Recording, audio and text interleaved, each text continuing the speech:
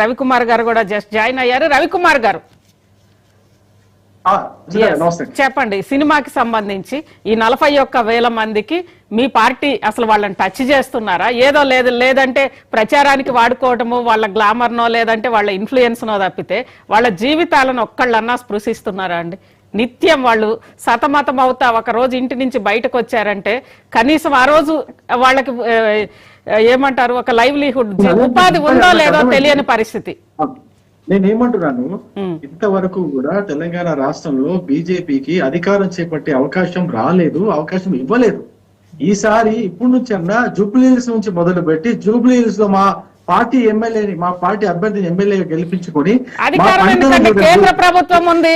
అదే విధంగా ఈ జూబ్లీ హిల్స్ సినిమా ఫీల్డ్ మొత్తం ఉన్న ఈ సినీ కార్మికులు ఉన్న కాన్స్టిట్యున్సీ అంతా కూడా కిషన్ రెడ్డి గారి పరిధిలోనే ఉంది కదా. ఆయన ఎంపీగా ఉన్నారు, కేంద్రంలో ప్రభుత్వం ఉంది, మినిస్టర్ గా ఉన్నారు. మొత్తం పరిధి రాకపోవచ్చు, అంటే మొత్తం పరిధి రాకపోవచ్చు, కొంచెం ఫిలిం నగర్ ఉంటుంది. ఫిలిం నగర్ వచ్చేసి హైదరాబాద్ అసెంబ్లీ కాన్స్టిట్యూన్స్ లో పోతుంది. ఎనీహో ఇది ఇప్పుడు మన ప్రాబ్లం అనేది సినీ కార్మికుల ప్రాబ్లం అనేది అందరూ కూడా పట్టించుకోవాల్సినటువంటి ఇష్యూస్ అవన్నీ. అన్ని పార్టీలు కూడా ఈ కార్మికులు ఏదైతే ఈ యొక్క రంగానికి, ఆ రంగం యొక్క అభివృద్ధికి ఎంతైతే కృషి చేస్తున్నారో, వాళ్ళ చెమట దారబోస్తున్నారో, వాళ్ళ శ్రమనిస్తున్నారో దాన్ని గుర్తించి వాళ్ళ యొక్క వెల్ఫేర్ కోసము పనిచేయాల్సినటువంటి అవసరం ఖచ్చితంగా ఉన్నది. ఇప్పటి వరకు కాంగ్రెస్ పార్టీకి 2 సంవత్సరాల పాలన సినీ కార్మికులు చూసినారు కాబట్టి, నేను అదే విధంగా అంతకుముందు 10 సంవత్సరాలు బీఆర్ఎస్ పాలన చూసినారు కాబట్టి, కేవలం వాడుకోవడం తప్ప సినీ కార్మికులకు చేసింది అనేది శూన్యం. కాబట్టి ఈ ఒక్కసారి వాళ్ళకు బుద్ధొచ్చే విధంగా భారతీయ జనతా పార్టీ అభ్యర్థికి అవకాశం ఇస్తే మనకు మంచి జరుగుతుంది. సినీ కార్మికులు అంటే కూడా నేను మన వాళ్ళు అంటున్నాను, గెలుపు గురించి ఏం మాట్లాడతారు రవి గారు? డిపాజిట్ తెచ్చుకోండి. నేను మిమ్మల్ని చులకనగా నేను మాట్లాడడం లేదు. ప్రజలు ఏమనుకుంటున్నారో దాని గురించి నేను మాట్లాడుతున్నా. నాకు ఎక్కువ అవకాశం రావాలి, నాకు మాట్లాడలేదు. వాతావరణం మారిపోతుంది. జూబ్లీహిల్స్ లో కాంగ్రెస్ పార్టీని కూడా ఎవరు నమ్మట్లేదు. అంతకుముందు బీఆర్ఎస్ యొక్క పాలన, బీఆర్ఎస్ పార్టీ అభ్యర్థి యొక్క సరే అంతకుముందు చనిపోయిన వ్యక్తి కాబట్టి ఆయన పేరు తీసుకోను, ఆయన యొక్క నియంతృత్వము, ఆయన యొక్క అక్రమ నిబంధనలు, ఆయన యొక్క అక్రమ వసూళ్లు, దందాలు, కబ్జాలు, రౌడీ షీట్లను పెంచి పోషించడం కావచ్చు, ఇట్లాంటివన్నీ మనం గత 10 సంవత్సరాల బీఆర్ఎస్ పాలన కూడా చూస్తున్నాము. ఈ 2 సంవత్సరాల కాంగ్రెస్ పాలనలో కూడా మనం చూస్తున్నాము. కాంగ్రెస్ పార్టీ ఇచ్చినటువంటి హామీలు ఒక్కటి కూడా నెరవేర్చకుండా ఏ విధంగా అయితే శూన్య హస్తం కాదని శూన్య హస్తం మన చేతి మీద, మన నెత్తి మీద పెట్టినారో వాళ్ళకి బుద్ధొచ్చేటట్టు చేయాలంటే ఖచ్చితంగా మనం ఆల్ పార్టీని ఎన్నుకోవాలా జూబ్లీహిల్స్ లో. తద్వారా ఈ యొక్క కాంగ్రెస్ ప్రభుత్వానికి, రేవంత్ రెడ్డి గారికి ముఖ్యంగా మన యొక్క పవర్ ద్వారా, మన యొక్క ఓటు పవర్ ద్వారా బుద్ధి చెప్పినట్టు ఉంటుంది. కాబట్టి బీజేపీ అభ్యర్థి ఇవ్వడానికి జూబ్లీహిల్స్ ఉన్నటువంటి ప్రతి ఒక్క ఓటరు, అది కుల, మత, పేద, ధనిక భేదం లేకుండా, కాలనీ, బస్తీ, గల్లీ, ఢిల్లీ అన్ని తేడాలు లేకుండా బీజేపీ వైపు వాతావరణం మొగ్గు చూపుతుందనే విషయాన్ని ఈ రోజు గత 2-3 రోజులుగా మనకు సంకేతాలు వస్తున్నాయి.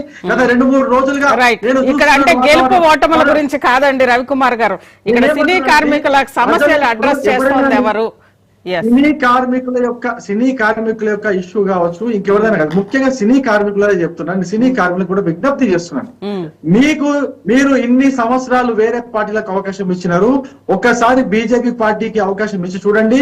బీజేపీ పార్టీ అవకాశం ఇచ్చిన తర్వాత మీ సమస్యలు పరిష్కరించకపోతే, మీ సమస్యలు వినకపోతే, అప్పుడు మీ చేతిలో ఉంటుంది ఆయుధం.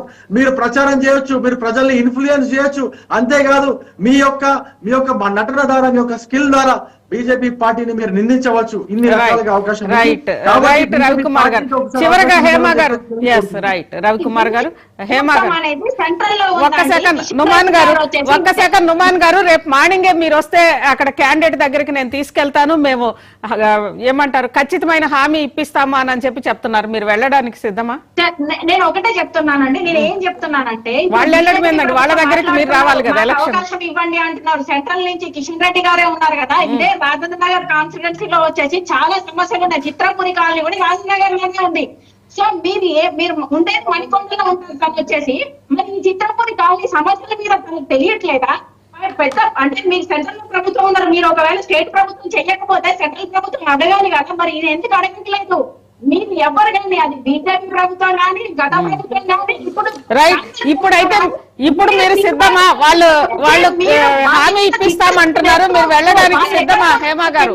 టైప్ లోనే చూస్తున్నారు తప్ప ఏ ప్రభుత్వం చేయలేదు. ఇప్పటిదాకా నేను కోరుకునేది ఒకటే, మా సినిమా కార్మికుల్ని మనం ఈసారి ఎవరైతే వచ్చేసి 100 రూపీస్ బాండ్ పేపర్ చెప్తారో, లేకపోతే 1 year లో మా సమస్యలు అనేది మాకు ఇల్లు కావాలి, అదేవిధంగా మా వేతనాలు పెంచాలి, మా సమస్యలు ఎవరైతే వచ్చేసి తీరుస్తారని చెప్పేసి వీడియో రూపంగా కానీ 100 బాండ్ పేపర్ లేకపోతే ప్రామిసరీ నోట్ ఏ విధంగా చేస్తారో, ఒకవేళ చెయ్యకపోతే సంవత్సరం లోపల మేము వచ్చేసి కానీ ఏ వ్యక్తి అయితే ఆ వ్యక్తి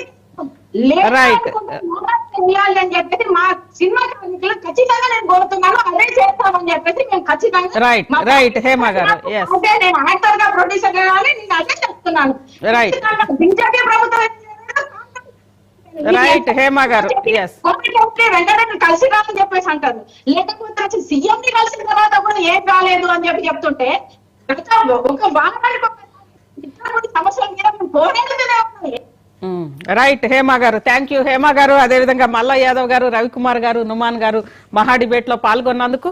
మొత్తం మీద ఈ రోజు జూబ్లీ హిల్స్ ఎన్నికకి సంబంధించి 41,000 మంది సినీ కార్మికుల సమస్యల్ని ఏ రాజకీయ పార్టీ కూడా ఇప్పటి వరకు ఎన్నికల ప్రచారంలో పూర్తిగా వాళ్ళని అడ్రస్ చేసింది లేదు. ఎందుకంటే గెలుపోటుమల్ని నిర్దేశించే సినీ కార్మికులు ఇప్పటికైనా సినీ కార్మికుల సమస్యలకు సంబంధించి ఎవరైతే బాండ్ పేపర్ మీద మేము తీరుస్తామని రాసిస్తారో వారికే మేము ఓటేస్తాము అని అనేది సినీ కార్మికులు అంటున్నారు. ఇది ఈరోజు మహా డిబేట్.